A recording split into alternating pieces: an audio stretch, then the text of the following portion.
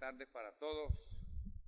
José Luis Garcés González, gestor, director del Festival de Literatura de Córdoba y el Caribe, director del Túnel, distinguidos poetas y escritores de la mesa principal, escritores aquí presentes, Ricardo Rodríguez, director y editor del Meridiano Cultural. Para mí es un honor estar con ustedes y departir sobre este libro que fue lanzado en Filbo 2018 por el ilustre escritor José Luis Garcés González. Diderot alguna vez decía que del fanatismo a la barbarie solo hay un paso. Y fue este anclaje apocalíptico que me iluminó, si podríamos decirlo así, para elaborar este libro que se llama Muros del Miedo, Racismo, Pobreza y Fanatismo. Voy a leer algunos apartes de capítulos y el prólogo del libro. Muros del Miedo, Racismo, Pobreza y Fanatismo, documento que analiza funestos paradigmas del ser humano en todo el devenir de la historia universal. Solo dos cosas son infinitas, el universo y la estupidez humana, y no estoy seguro del universo. Esta frase fue esbozada por el físico y científico Albert Einstein. Al darse cuenta de los horrores cometidos por la no utilización correcta de la ciencia, de la tecnología e innovación que utiliza el ser humano en su proceder y genera lo irracional y lo apocalíptico. Los seres se debaten por la agonía conflictiva, intolerancia ideológica, religiosa, étnica, que masacra inocentes y esparce cadáveres por los diferentes puntos de este inhumano y homicida planeta. La varaunda de pobreza, racismo, marginalidad, muros del miedo, metralla y misiles no perdona ancianos, niños ni viudas. Casi nadie está a salvo en esta tierra que llora sangre y maldad. La insolente estupidez de mesiánicos y fanáticos liderazgos, ya sean de izquierda o de derecha, que emulan el mal y desechan el bien, tienen en jaque a millones de humanos que añoran y propenden por un mundo más justo, ecuánime, generoso y tolerante. Se inmola, acribilla y sataniza a cambio de lo superfluo, de lo insubstancial y de un desordenado apetito de poder, de conflictos étnicos y religiosos. El mundo al parecer se degrada en un averno caótico, impregnado de pobreza, racismo y fanatismo, barbarie, genocidio con premeditación y alevosía, parece ser la epidemia que carcome al mundo contemporáneo. El contubernio pobreza-desempleo hace difícil la reconciliación entre las partes en conflictos. En los países altamente desarrollados, los xenófobos son los más pobres de la población. En todos los continentes existen muros, racismo, esclavitud y gran pasión por el avasallamiento, expansionismo territorial, violación de los derechos humanos, imposición de sectas, colonización religiosa forzada o pacífica. Cicerón decía, para alcanzar una fecunda vida es menester vivirla despacio. La perversidad, segregación, despojo y la barbarie matan la vida y nos sitúan en el marasmo insondable de pasiones que allanan la mente y oscurecen el alma como un laberinto sin salida. Voltaire decía por su parte que si no hubiera Dios sería menester inventar uno. Necesitamos un Dios más humano que baje del espurio y engañoso altar de oro, del báculo diamantino monárquico e imperial donde lo ha escondido la clerecía fanática. Necesitamos un Dios más negro, más amarillo, más blanco, más sambo, más mestizo, que comprenda y detenga la persecución, el latrocinio, el despojo y la depredación, que durante milenios ha sido sometida la raza humana. Muchos muros son monumento al odio, al racismo y la pobreza. Los más connotados, el muro de Berlín, que demostró la intolerancia de la Guerra Fría, el de México y Estados Unidos, donde han perecido 8,000 personas aproximadamente al intentar pasar al otro lado. Donald Trump prometió terminar los 3,185 kilómetros de frontera entre los dos países. Otros muros de la infamia existen entre las dos Coreas, Israel, entre Afganistán, Pakistán, Irlanda del Norte, Egipto, Gaza, Hungría, Serbia, India, Pakistán, Tailandia, Malasia, Irak, Kuwait. Por otro lado, la pobreza es un ingrediente de desestabilización e injusticia en el orbe. Según el informe de Desarrollo Humano del Programa de Naciones Unidas para el Desarrollo, 1 de cada 5 habitantes del mundo vive en situación de pobreza. Es decir, casi 1.500 millones de personas no tienen acceso a saneamiento básico, agua potable, electricidad, educación, al sistema de salud, además de soportar carencias económicas que no son compatibles con una vida digna. El pavoroso nazismo hitleriano manchó de sangre al mundo. La evolución racista alemana, liderada por Hitler, obtuvo la adhesión de una gran parte de la población germana, hasta que colapsó con la derrota de este país y el suicidio del jerarca cruel y sanguinario. Existió racismo en Sudáfrica,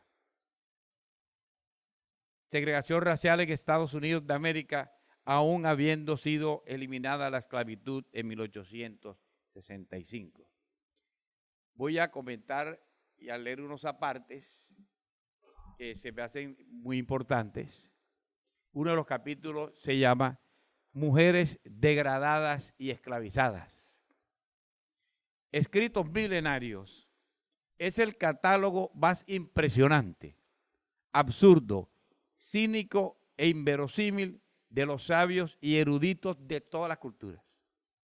La estigmatización más machista, caótica, repugnante contra nuestras valiosas féminas. Veamos esta perla de nuestros lunáticos pensadores y gobernantes. Abro comillas, la mujer debe adorar al hombre como un dios. Cada mañana debe arrodillarse 9 veces consecutivas a los pies del marido y con los brazos cruzados preguntarle, Señor, ¿qué queréis que haga? Esto, Zaratustra, filósofo persa del siglo VII antes de Cristo. Ya se pueden imaginar los filósofos que asesoraban a los príncipes, reyes y ministros de la época.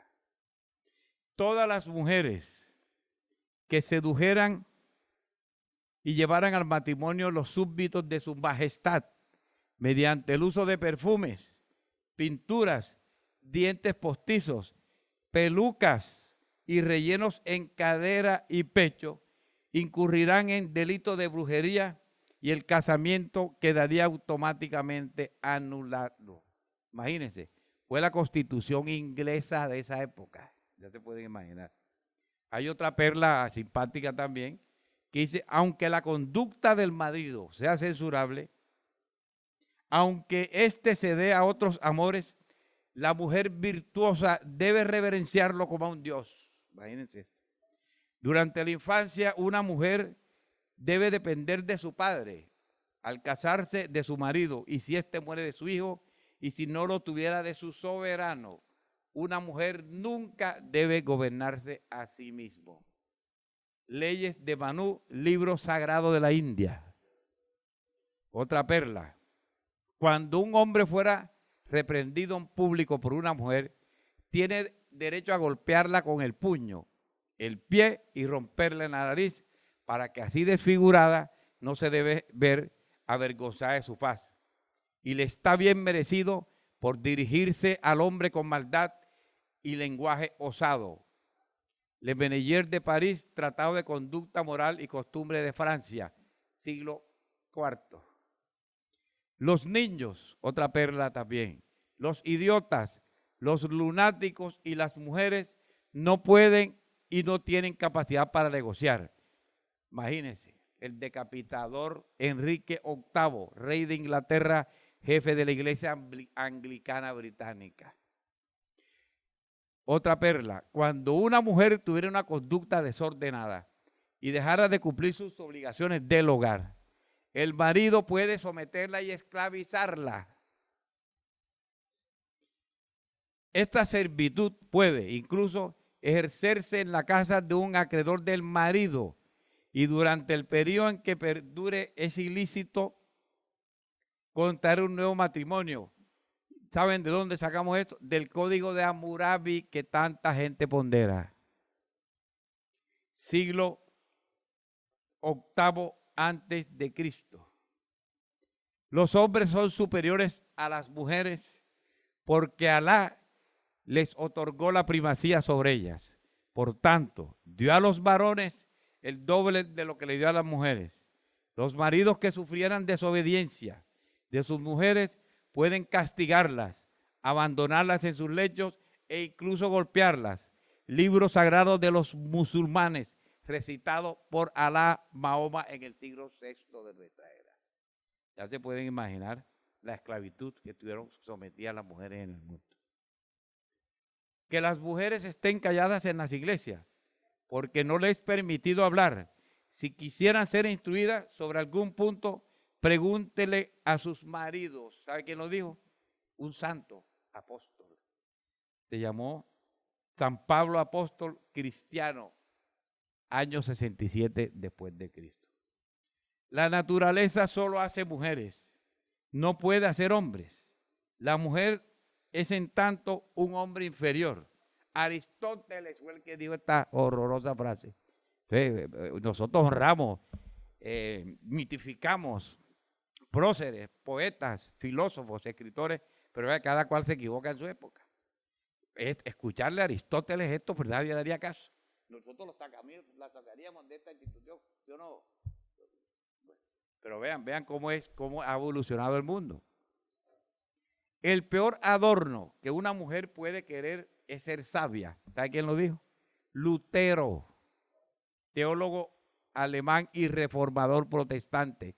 Más de 50,000 mujeres fueron quemadas en la vieja Europa por herejía, por atreverse a pensar. Estos son algunos de los textos que he sacado en este libro con base a la cooperación conjunta, la responsabilidad compartida. Hemos hecho algunos estudios de sistemas políticos, sociales, económicos y sobre todo de la religiosidad mefistofélica que todavía no se ha erradicado en el mundo. La religiosidad es lo que más ha matado en la historia universal, más que todas las guerras. Otro capítulo sobre el sistema políticos, sociales y económicos se llama Capitalistas por conveniencia y comunistas por poder. Millones de seres humanos ofrendaron sus vidas por un sueño efímero, inútil, por un sistema político y económico que polarizó al mundo. Generó dictaduras, odios casi irreconciliables, hasta que el realista Gorbachev, con su teoría del glasnost y la perestroika, eliminó la Guerra Fría, reconcilió los espíritus belicosos del capitalismo y del comunismo. En los años 20, Adolfo Hitler advertía en su libro Mi lucha que el comunismo era un invento más de los judíos, encabezados por un filósofo economista como Karl Marx. Según el futuro canciller de Alemania, sería la venganza de los pobres judíos contra su misma raza de ricos y potentados sionistas. La revolución industrial partió el mundo económico en dos. Generó el capitalismo y el comunismo, elementos de una cultura productiva irreconciliable durante épocas. Sin embargo, hoy comparten en el mismo plato de lentejas como hermanos el comercio mundial. Los chinos, rusos, ucranianos, croatas, serbios y hasta cubanos en menor escala están practicando lo que combatieron durante años.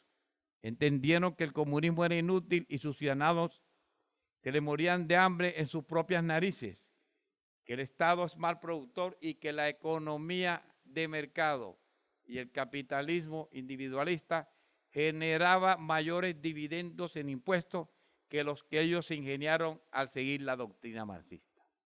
China, con su disciplina milenaria, rompió el esquema y hoy día son revisionistas y de comunismo solo les queda el nombre para preservar el poder de sus gobernantes absolutos. Se idearon la mayor cadena productiva del mundo moderno, hoy son la segunda potencia del orbe. El sistema de pueblos y ciudades fábricas y compiten como los más grandes, como los estadounidenses, europeos, japoneses. Como si fuera poco, la arrogancia y el desenfreno capitalista tienen nuevos ricos en China. Zhang Zuchen, un dedicado directivo del Partido Comunista Chino, hoy exitoso capitalista, ordenó construir un castillo réplica de uno francés que le costó la bicoca de 50 millones de dólares y se creó un moderno mandarín. O sea que eso de comer cuentos y pelear por ideologías, tenemos que ser más aterrizados.